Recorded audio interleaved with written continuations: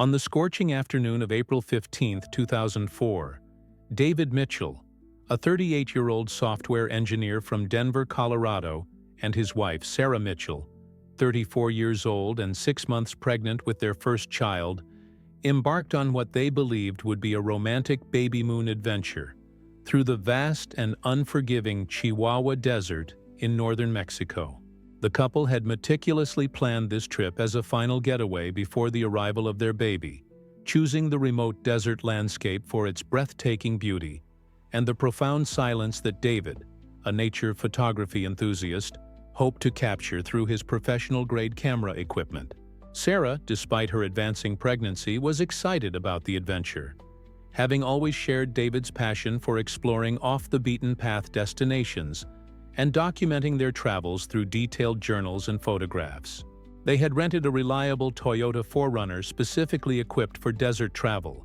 loaded with extra water, emergency supplies, GPS navigation equipment, satellite phone, and camping gear for their planned 3-day expedition through some of the most pristine and isolated areas of the Chihuahua Desert. Their itinerary included visits to several remote archaeological sites, natural hot springs known only to local guides, and a special campsite near ancient petroglyphs, where David planned to surprise Sarah with a romantic dinner under the stars to celebrate their upcoming parenthood. According to their detailed travel plan left with Sarah's sister in Denver, they were scheduled to check in via satellite phone every evening at 8 p.m. and return to El Paso, Texas by April 18th for their flight back to Colorado. The couple had studied the route extensively, consulted with local guides, and even purchased emergency beacon devices as safety precautions, demonstrating their awareness of the potential dangers of desert travel. However, when their first scheduled check-in call failed to come through on the evening of April 15th, and subsequent attempts to contact them proved unsuccessful, Sarah's sister immediately contacted the U.S. consulate in Mexico and initiated what would become one of the most extensive international search operations in the history of missing persons cases in the borderland region.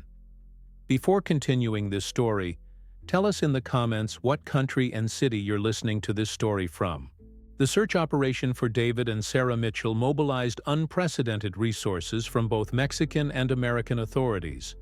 coordinated by Captain Roberto Hernandez of the Chihuahua State Police and FBI agent Linda Rodriguez, who specialized in cross-border missing persons cases involving American citizens. The vast expanse of the Chihuahua Desert, covering over 200,000 square miles of some of the most inhospitable terrain in North America, presented extraordinary challenges for search and rescue teams equipped with helicopters, all-terrain vehicles, trained tracking dogs, and even military satellite surveillance technology borrowed from both governments. The Toyota 4Runner was located within the first week of the search, discovered abandoned in perfect mechanical condition, approximately 50 miles from their intended campsite, with all their personal belongings, camping equipment, and emergency supplies still intact inside the vehicle. The discovery of the undisturbed SUV deepened the mystery, as there were no signs of mechanical failure, accident, or struggle, and the couple's footprints led away from the vehicle toward a series of towering saguaro cacti and rocky outcroppings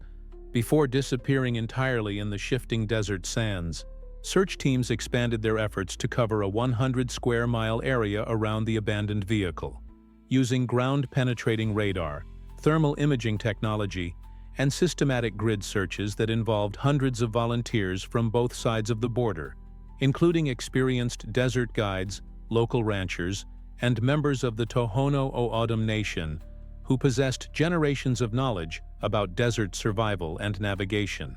The international media coverage of the case drew attention from desert survival experts, psychics claiming to have visions about the couple's location,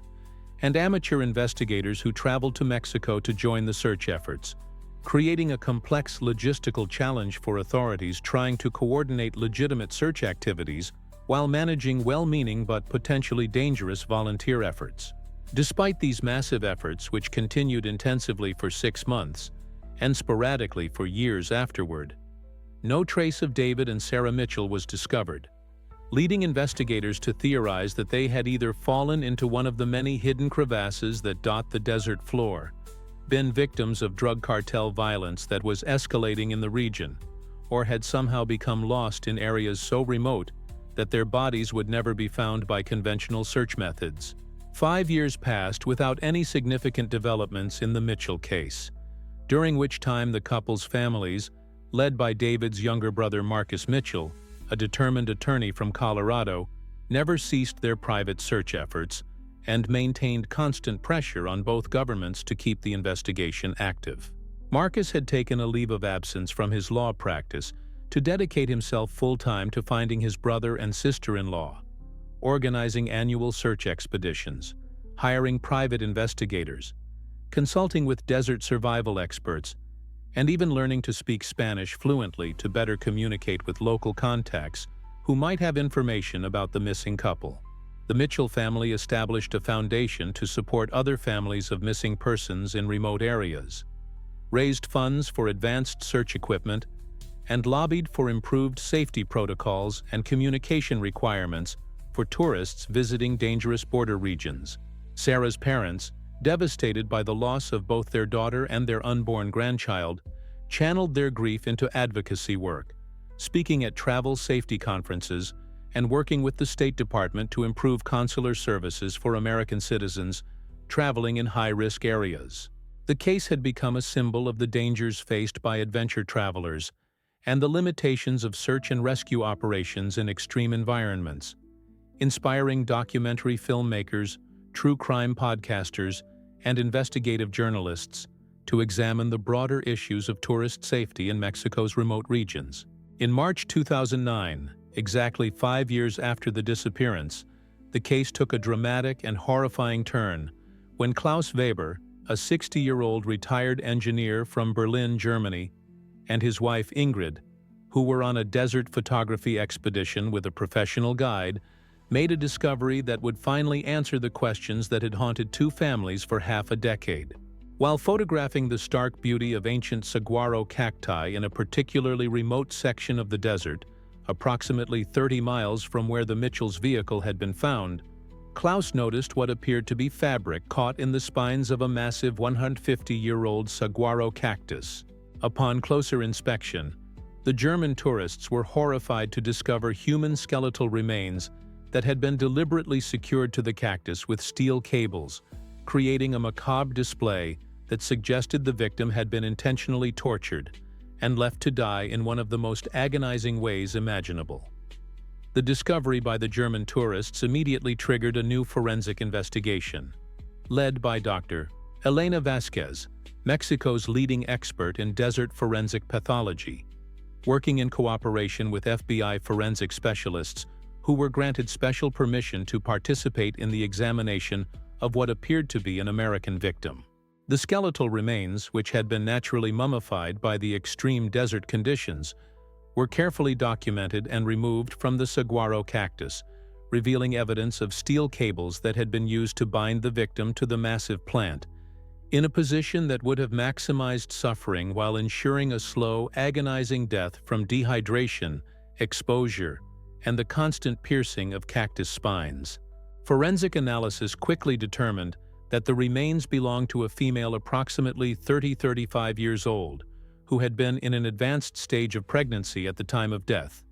and DNA comparison with samples provided by Sarah's family confirmed the devastating news that the Mitchell family had been dreading for 5 years. The forensic examination revealed that Sarah had been alive for an estimated 3 to 5 days after being bound to the cactus, as evidenced by healing around some of the spine puncture wounds and the positioning of her bones, suggesting that she had struggled against her bonds before finally succumbing to the harsh desert conditions. More disturbing still, the examination revealed evidence of blunt force trauma to her skull and broken bones that indicated she had been severely beaten before being left to die, transforming the case from a missing persons investigation into a homicide investigation with clear evidence of torture and extreme cruelty. The location where Sarah's body was found was approximately 15 miles from the site where their vehicle had been abandoned, indicating that both she and David had been forced to walk significant distances through the desert, likely under duress from their captor or captors. The discovery site was meticulously searched for additional evidence, resulting in the recovery of Sarah's wedding ring, which had been deliberately placed on a nearby rock as if to taunt future discoverers, and fragments of David's distinctive hiking boots, suggesting that he had also been in the immediate area. However, despite extensive searching in the surrounding area using ground-penetrating radar and cadaver dogs, David's body was not immediately located, leading investigators to theorize that he might have been disposed of differently, or that his remains were hidden in another location entirely. The forensic breakthrough in Sarah's case led to a comprehensive re-examination of all evidence and witness statements from the original investigation, resulting in the identification of several individuals who had been in the desert area during the time of the Mitchells' disappearance, but had not been thoroughly investigated by the original search teams. Among these was Ricardo Morales, a 43-year-old local guide and desert outfitter who had a history of providing services to American tourists, and who had been questioned briefly in 2004, but cleared due to what appeared to be a solid alibi. However, when investigators re-examined Morales' background more thoroughly, they discovered a pattern of increasingly erratic and violent behavior toward tourists, particularly couples, and found evidence that he had been experiencing severe financial difficulties and drug addiction problems that had intensified in the months leading up to the Mitchells' disappearance. Further investigation revealed that Morales had been known to harbor resentment toward wealthy American tourists, whom he viewed as exploiting Mexican natural resources for their personal enjoyment, while showing little respect for local communities and customs. Witnesses came forward to report that Morales had made threatening comments about teaching rich Americans a lesson, and had boasted about knowing secret locations in the desert where bodies would never be found. When confronted with the new evidence and subjected to intensive interrogation, Morales initially maintained his innocence, but eventually broke down and confessed to kidnapping, torturing, and murdering both David and Sarah Mitchell, in what he described as a crime motivated by rage, jealousy, and a desire to punish what he saw as American arrogance and privilege. According to his detailed confession, Morales had encountered the couple at their remote campsite,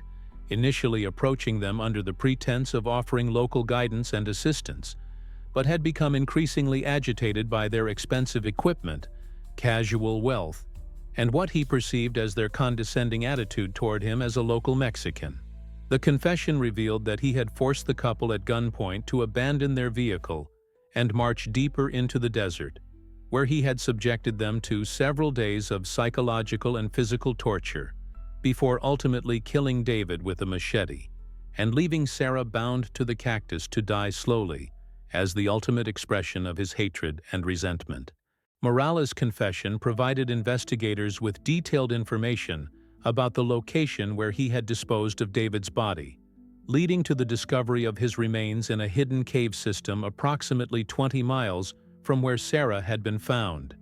in an area so remote and inaccessible that it would never have been discovered through conventional search methods. The recovery of David's body, while providing closure for his family, also revealed additional evidence of the systematic torture and cruelty that both victims had endured during their final days.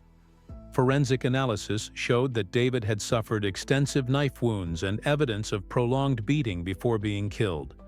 and his body had been deliberately hidden in a way that suggested Morales had intended for it never to be found. The complete confession also revealed that Morales had taken trophies from his victims, including David's expensive camera equipment and Sarah's jewelry, which he had either sold or hidden in various locations throughout the desert region. Armed with this information, investigators were able to recover additional evidence that corroborated Morales' account and strengthened the case against him. The investigation also revealed that this was not Morales' first violent crime against tourists, as evidence linked him to at least 2 other unsolved disappearances of American visitors to the region in previous years, suggesting that the Mitchell case was part of a pattern of predatory behavior that had been escalating over time. The discovery of this pattern prompted a broader investigation into tourist safety in the region, and led to the identification of several other cases that had been incorrectly classified as accidents or simple disappearances. International cooperation between Mexican and American law enforcement agencies intensified, with both governments recognizing the need for better coordination and information sharing to protect tourists and solve cross-border crimes. The case also highlighted the vulnerability of adventure tourists who ventured into remote areas without adequate security measures or local support, leading to new recommendations for safety protocols and guide verification procedures. The trial of Ricardo Morales for the murders of David and Sarah Mitchell began in the fall of 2009 and became one of the most closely watched criminal proceedings in the history of Chihuahua State, attracting international media attention and representatives from both the American and German governments, whose citizens had been involved in discovering the crime. The prosecution, led by District Attorney Carlos Mendez, presented overwhelming evidence against Morales, including his detailed confession, forensic evidence from both crime scenes, the recovered personal belongings of the victims, and testimony from witnesses who had observed his increasingly erratic and threatening behavior toward American tourists. The defense attempted to argue that Morales' confession had been coerced, and that his actions were the result of severe mental illness exacerbated by drug addiction and economic desperation. But the premeditated nature of his crimes and the extreme cruelty involved in his methods made these arguments largely ineffective. Expert witnesses testified about the psychological profile of predatory criminals who target tourists, explaining how Morales had deliberately chosen vulnerable victims and used his knowledge of the desert to ensure that his crimes would remain undetected. The trial also featured emotional testimony from Marcus Mitchell and Sarah's parents, who described the 5 years of anguish they had endured while searching for their loved ones and the devastating impact of learning the truth about their brutal murders. The international implications of the case were addressed through testimony from diplomatic officials and tourist safety experts, who emphasized the importance of bringing Morales to justice as a deterrent to others who might consider targeting foreign visitors. After 2 weeks of testimony and 3 days of deliberation, the jury found Morales guilty on all charges, including 2 counts of first-degree murder, kidnapping, torture, and robbery. The judge imposed the maximum sentence allowed under Mexican law: life imprisonment without the possibility of parole, stating that the extreme cruelty and premeditated nature of Morales' crimes warranted the harshest possible punishment. The conviction provided a measure of justice for the Mitchell family and sent a strong message about Mexico's commitment to protecting foreign tourists and prosecuting those who would harm them. The resolution of the Mitchell case had far-reaching consequences for tourism safety protocols, international law enforcement cooperation, and support services for families of missing persons in remote areas. The Mexican government implemented new requirements for tourist guides operating in desert regions,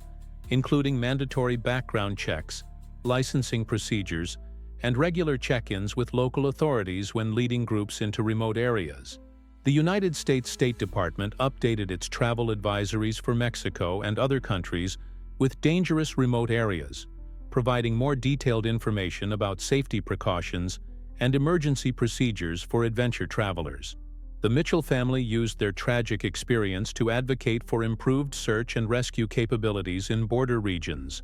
working with both governments to establish better communication protocols and resource-sharing agreements for missing persons cases involving international travel. Marcus Mitchell, who had spent 5 years searching for his brother, established the David and Sarah Mitchell Foundation,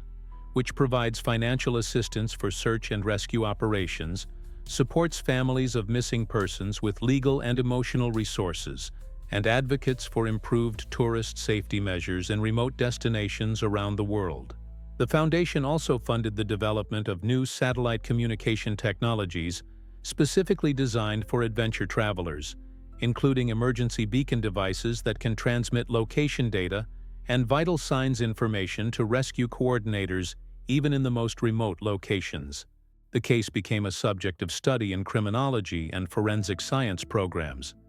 demonstrating the importance of international cooperation in solving complex crimes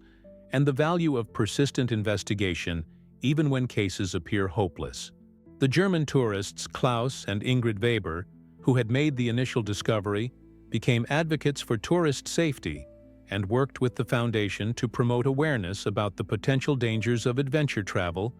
and the importance of proper preparation and safety equipment. In the years following Morales's conviction, the Mitchell case continued to influence policies and procedures related to tourist safety, international law enforcement cooperation, and missing persons investigations. The enhanced cooperation between Mexican and American authorities that developed during the investigation became a model for other international cases, leading to formal agreements for sharing resources and expertise in cross-border criminal investigations. The case also prompted improvements in forensic science techniques specifically adapted for desert environments, with researchers developing new methods for preserving and analyzing evidence in extreme climate conditions. David and Sarah's story became the subject of several documentaries and books that examined both the specific details of their case and the broader issues of tourist safety in developing countries with limited law enforcement resources. The David and Sarah Mitchell Foundation expanded its operations internationally, partnering with organizations in other countries to support missing persons cases and promote adventure travel safety education. The Foundation's work led to the establishment of mandatory safety briefings for tourists visiting high-risk destinations, improved communication protocols for remote area travel, and the development of comprehensive databases for tracking missing persons cases across international boundaries. Marcus Mitchell, who had left his law practice to search for his brother, eventually returned to legal work but specialized in representing families of missing persons and advocating for improved investigation procedures and victim support services. The case also influenced legislation in several countries regarding the responsibilities of tour operators and guides when working with foreign tourists, with new laws requiring proof of insurance, emergency training certification, and regular safety audits. The remote areas of the Chihuahua Desert where the crimes occurred were eventually incorporated into a protected natural area, with improved ranger patrol schedules and emergency communication stations to provide better security for future visitors while preserving the natural beauty that had originally attracted David and Sarah to the region. Today, more than 15 years after David and Sarah Mitchell's tragic deaths in the Chihuahua Desert, their legacy continues to protect and assist travelers around the world through the ongoing work of the Foundation established in their memory and the lasting changes their case brought to international tourist safety protocols. The David and Sarah Mitchell Foundation has assisted in more than 200 missing persons cases worldwide, providing financial support for search operations, legal assistance for families, and advocacy for improved investigation procedures in remote destinations.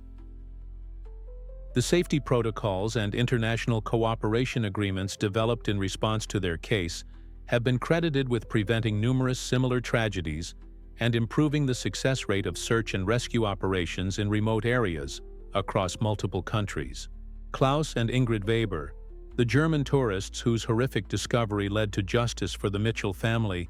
remained involved with the Foundation and continued to advocate for tourist safety until their own passing in recent years.